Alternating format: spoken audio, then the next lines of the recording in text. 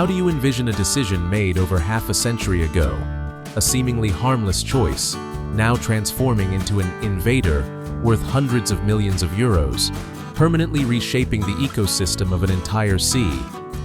The lesser-known truth is, the origin of this story wasn't a random mistake, but an ambitious scientific project by the Soviet Union in the 1960s.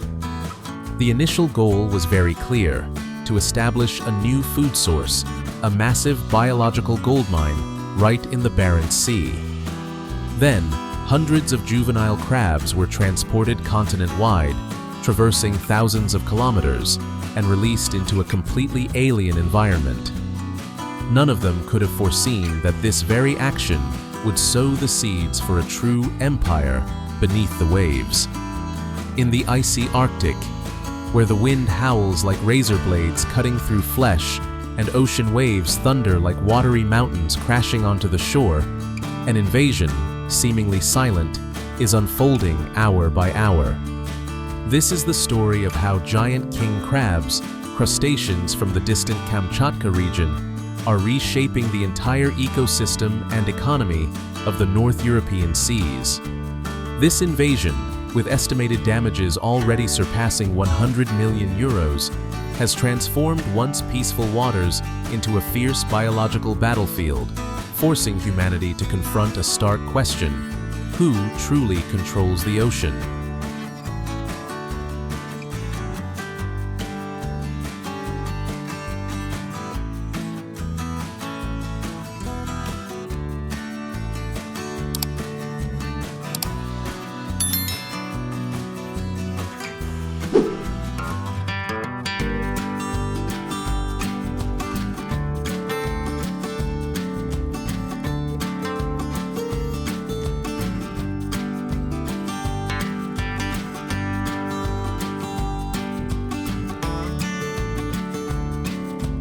Over half a century has passed, and these initial crabs, genuine alien species, have proliferated relentlessly. Their adaptability is truly extraordinary. Reproducing at a dizzying, uncontrollable pace, they began an unstoppable conquest, spreading from the most remote fjords of Russia, gradually extending to the Norwegian Sea and beyond. Their impact isn't confined to the ecosystem alone. They relentlessly devour sea snails, mussels, starfish, and even soft corals, organisms that form the core foundation of the seabed food web. Economic damages are estimated to exceed 100 million euros annually, a figure that continues to climb as they advance deeper into Europe.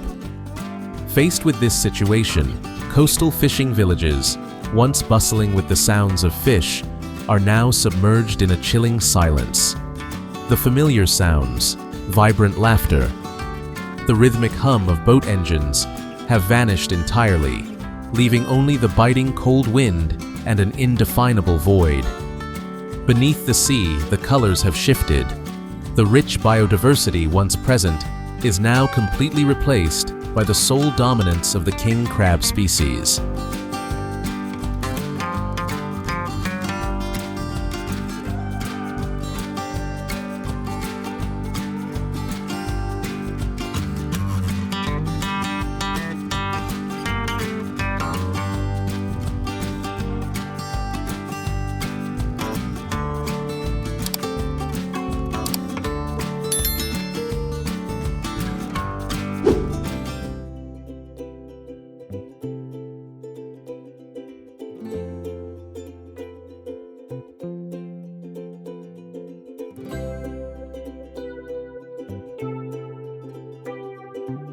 To preserve their livelihoods, fishermen were forced to adapt.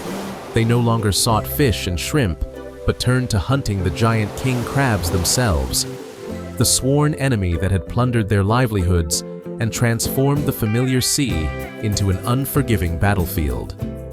This is a relentless war between humans and an invasive species. Every fishing trip is a gamble with death. In the harsh weather conditions of the Arctic, with waves towering like walls, wind lashing at faces, and freezing temperatures, modern vessels have become small fortresses. they are equipped with the most advanced technologies to cope. Positioning radar scans the seabed to pinpoint crab density, providing precise data to help fishermen make the most effective fishing decisions. Automatic winches, powerful and durable, replace human strength in hauling heavy steel traps weighing tens of kilograms from depths of hundreds of meters. Each trap, weighing nearly 40 kg, is lowered deep into the ocean to where sunlight can never eternally reach, where water temperatures hover around 4 degrees Celsius, an environment so cold it chills to the bone, cutting through skin and flesh. This is not just a lurking danger for equipment, but a grim reaper for the fishermen themselves. Just 1 second of carelessness, a rope slipping from a hand, or a loop of line tangling around an ankle, could drag them straight down to a depth of 300 meters, to vanish into the abyssal, eternally cold darkness without a single echo. When the winch screams, hauling traps weighing nearly 90 kilos, brimming with struggling crabs, onto the deck of a boat violently pitching in, 6-degree winds, it's a dramatic spectacle. Giant king crabs, with claws over 1.2 meters long, strike the trap walls, creating a sound like clashing iron. A single swing of a claw could crush a human arm. On the freezing deck, where seawater and snow merge into a slippery layer, the fishermen have no room for fear. They quickly bend down, swiftly pulling each crab from the net, then throwing them into the freezer. Every movement must be precise to the split second. One person holds the rope firmly, another stands steadily at the winch, while a third meticulously monitors the freezer temperature. The ship itself becomes a living machine, battling relentlessly amidst storms and the open sea. The roaring engine blends with the furious howl of the wind, the grinding screech of metal, shouts, and the frozen breaths of men confronting the enraged ocean, all creating a symphony of survival. Every trip, they haul up hundreds of crabs. Each trap brings in tens of thousands of dollars. But in this frigid ocean, money cannot buy certainty for tomorrow. No one knows whether, after the next storm, the ship will return or lie forever beneath the dark ice.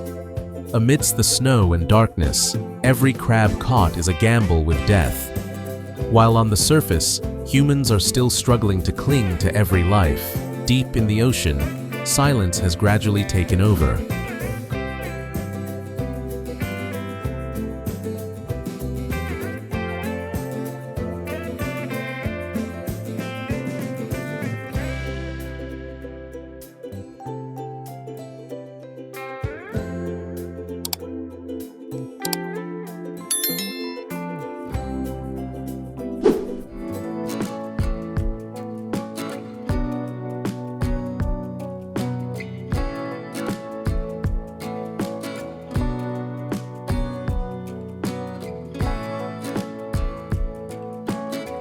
Yet, the story of the king crab doesn't end at sea. As the storms on the ocean temporarily subside, another storm rises on shore, a storm of money, of gleaming cold steel, and of relentless production lines. Fishing boats dock in the morning mist. Thousands of glistening red crabs under mercury lamps are quickly unloaded, transferred directly to modern processing plants stretching along the Norwegian coast. It is here that high-tech applications are most clearly demonstrated. At these factories, crabs are cleaned using high-pressure systems, automatically cut and shelled by specialized machinery, and then flash frozen at 40 degrees Celsius in large-capacity cold storage facilities. This process ensures quality and extends product shelf life. Subsequently, they are packaged, vacuum-sealed, and labeled, ready for export. Each box of crab, worth thousands of dollars, is transported to distant markets like Tokyo, Seoul, and New York. The dangerous invader has transformed into a global luxury commodity, testifying to one of the modern era's most peculiar tales, an invasive species becoming pure gold, and an ecological disaster wrapped in the iron of commerce. Norway, one of the most directly affected nations, opted for a unique strategy to cope, turning fishing itself into a weapon. Instead of outright prohibition, they expanded fishing zones and issued year-round crab hunting licenses. Traditional fishing boats were upgraded into modern industrial crab hunters, optimally equipped with high-resolution radar systems, hydraulic automatic winches, and large-capacity cold storage to maximize efficiency. The government hoped that by turning crabs into profit, people would be more proactive in curbing their spread. However, this strategy quickly revealed its downsides. Crab prices soared dramatically, and immense profits swiftly transformed the once survival hunt into a fierce, relentless commercial race. Fishermen ventured out more frequently, daring to penetrate deeper into new areas, and inadvertently, or perhaps intentionally, opened new pathways for the crabs to spread even further. A biological measure with good intentions gradually degenerated, becoming a red gold rush of the ocean, where greed and survival instincts intertwined to the point where clear boundaries no longer existed. This is a typical example of how human intervention, even when initiated with good intentions, can lead to complex, unpredictable, and highly contradictory consequences.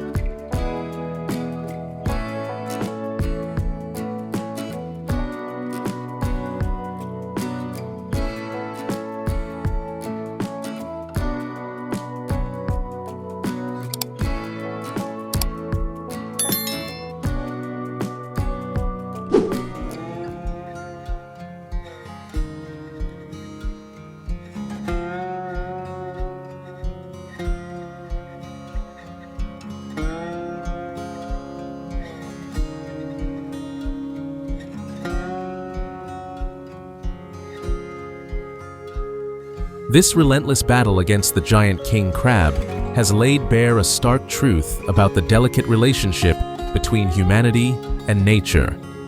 Despite resorting to the most advanced fishing technologies and building colossal processing systems, humans are still grappling, directly confronting the consequences of their own past mistakes. The Barents Sea ecosystem, one of the world's richest marine ecosystems, is under immense pressure. The consumption of other benthic animals by the king crab, Paralithodes kamchaticus, has reduced biodiversity and altered community structures.